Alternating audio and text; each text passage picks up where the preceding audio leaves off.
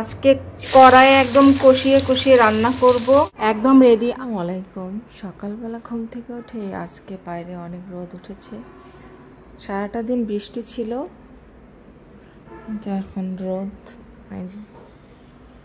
পুরাই রোদ উঠেছে। এই যে সোনালী মুরগি ভিজে রেখেছিলাম, একদম বক্সে ধুয়ে পরিষ্কার করে আজকে এটা রান্না করব।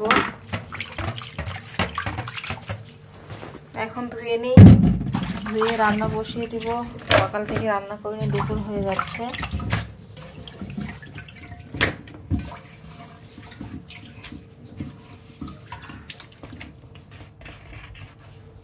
রান্না বসিয়ে দিই। আজকে কড়াই একদম কষিয়ে কষিয়ে রান্না করব। এই মুরগিটা আমার অনেকদিন হলে খেতে ইচ্ছা করেছিল, কিন্তু আনা হয় না। এবার এনেছি, রান্না করি মজা করে। তারপর সাথে থাকুন। মশলাটা খুব সুন্দর করে কষিয়ে নিচ্ছি। এই যে এখন হচ্ছে মাংসগুলো দিয়ে দিলাম।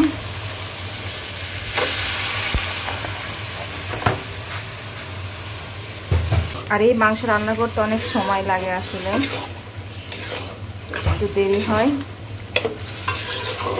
কিন্তু আমার ভীষণ পছন্দের একটা মাংস,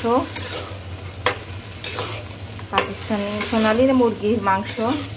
বিশেষ করে এই চামড়াটা একদম দেশি মুরগির মতো লাগে, খুবই কসকস করে, এই জন্য বেশি মজা লাগে।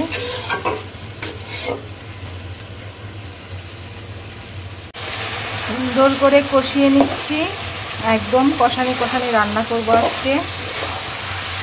আর এই মুরগিটা অনেক শক্ত হয়, অনেকক্ষণ রান্না করতে হয়। যে আমার মুরগির মাংসটা প্রায় হয়ে গেছে, এখন আমি একটু কষানি করে নিচ্ছি। হয়ে গেছে, কিন্তু একদম মাখা মাখা রাখবো।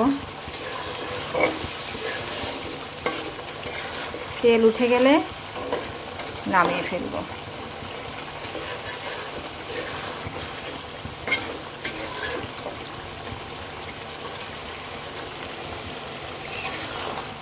এই যে একটা আলু দিয়েছি মেয়ের জন্য, কারণ মেয়ের আলু ছাড়া চলবে না। আর আমার এই মুরগির চামড়া ছাড়া চলবে না।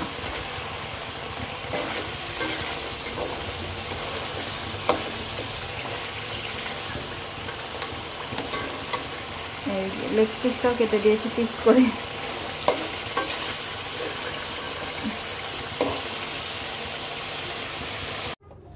এই যে আমার তরকারি একদম হয়ে গেছে।